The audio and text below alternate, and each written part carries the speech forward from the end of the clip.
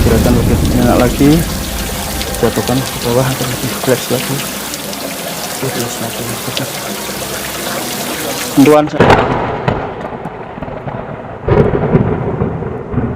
seringkali pasien atau orang yang datang ke Anda ini datang dengan banyak keluhan. Mereka menceritakan masalahnya ke sana kemari tanpa ada ujung yang jelas. Dan tentu saja sebagai seorang hipnotis atau seorang hipnoterapis, tentu hal ini sangat merepotkan apabila Anda sebagai seorang penghipnotis pemula. Nah, kali ini Anda jangan khawatir, Anda tenang, saya akan memberikan solusinya agar Anda sebagai seorang hipnoterapis ini ketika menghadapi tipe pasien yang demikian ini, Anda tidak melulu berkutat dengan masalah-masalah yang tidak ada ujungnya, ya, supaya Anda tidak menjadi tempat pembuangan sampah pikiran pasien saja, karena nanti sangat tidak efektif. Terbukti ketika pasien datang dengan banyak keluhan menceritakan masalahnya, Anda tidak bisa keluar dari situasi seperti itu, Anda malah sibuk menyimak, mendengarkan, dan itu bisa menghabiskan waktu Anda berjam-jam. Ya, ini mungkin bagi Anda, sekali lagi, para penghipnoterapi pemula, penghipnotis pemula, ini sangat mengganggu. Anda bingung bagaimana cara keluar dari situasinya. Kali ini saya akan mengajarkan hal yang sederhana dan nanti akan membebaskan Anda dari hal yang demikian.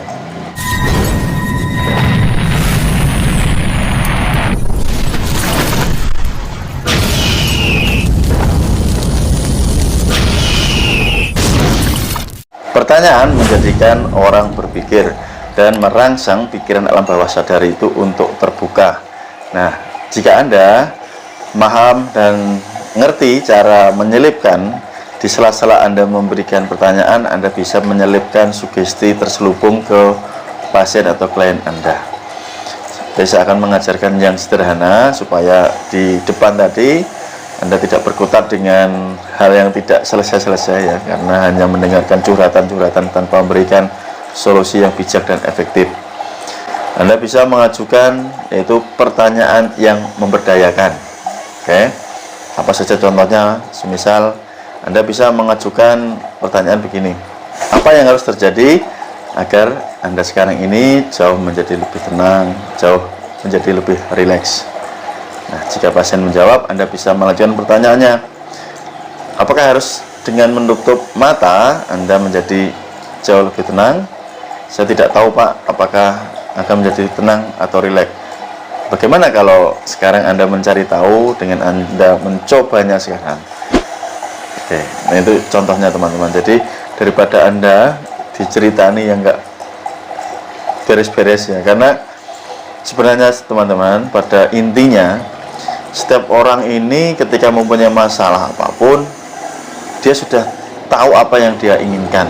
Artinya solusi apa yang dia mau ini sebenarnya dia sudah mengerti. Cuma yaitu tadi, karena faktor kritisnya yang terlalu mendominasi sehingga dia bingungan gitu. Nah, dengan Anda menerapkan pertanyaan-pertanyaan tadi, pertanyaan yang memberdayakan ini akan merangsang pikiran alam bawah sadar untuk lebih terbuka. Contoh lainnya misalkan, Pak, ini saya itu orangnya sangat pemarah, saya mudah tersinggung. Nah, Anda bisa mengajukan pertanyaan yang memberdayakan. Misalkan, bagaimana Anda bisa mengubah hal tersebut? Bagaimana caranya Anda bisa mengubah hal tersebut agar Anda menjadi lebih sabar, ya? Nah, ini dia akan berpikir begitu, ya, teman-teman. Dia akan berpikir. Nah, kita terus mengarahkan pola pikirannya untuk mencari solusinya, ya. Yang sebenarnya solusi itu sudah ada.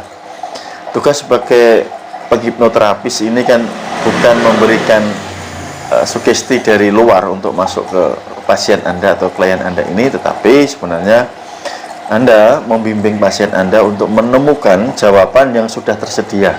Namun jawaban tersebut masih tersembunyi. Nah, tugas Anda menuntun ke sana untuk menemukan yang terbaik. Karena pada prinsipnya tidak ada yang lebih tahu di dalam diri manusia itu selain manusia itu sendiri, gitu ya, teman-teman. Kasus lainnya misalkan, sebagai seorang penghipnoterapis, kadang-kadang Anda menghadapi situasi yang mirip-mirip yang saya ceritakan di awal. Ada pasien datang nih, membawa keluarga, membawa teman barangkali untuk berobat ke Anda. Justru teman atau saudara yang ikut datang tadi mendominasi, begitu ya, mendominasi pembicaraan, sehingga Anda sebagai penghipnoterapis itu malah kewalahan jika Anda ini tidak tahu caranya. Ini sering terjadi buat para penghipnotis pemula. Misalkan ada pasien datang nih ya, dia ingin mendapatkan layanan Anda, layanan hipnoterapi Anda. Nah, teman yang ikut datang ya, mungkin pasiennya cuma satu, yang ikut 2 atau 3 orang ya. Nah, ini 2 atau 3 orang ini yang kadang-kadang malah merepotkan Anda. Mas, saya pengen dihipnotis Pak, saya pengen tahu rasanya dihipnotis, saya tidak percaya hipnotis dan lain sebagainya. Nah, Anda kalau mengurusi yang tidak berkepentingan, ya ini akan membuang waktu-waktu Anda.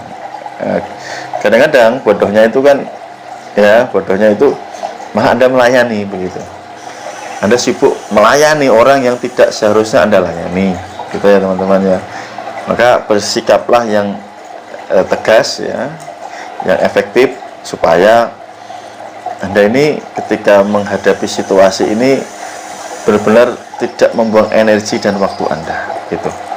Saya sendiri ya mengalami, misalkan ada orang yang WA, WhatsApp saya, kalau tujuannya serius mau belajar ya saya tanggapi, tapi jika tujuannya hanya sekedar bermain-main, langsung auto blokir, enak gitu loh, simple gitu teman-teman, supaya waktu kita tuh sangat efektif.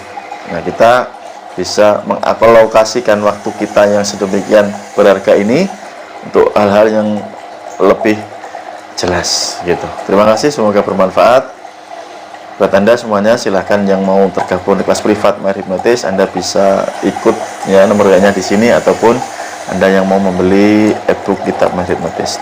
Sampai jumpa. Assalamualaikum warahmatullahi wabarakatuh. See you next time. Bye.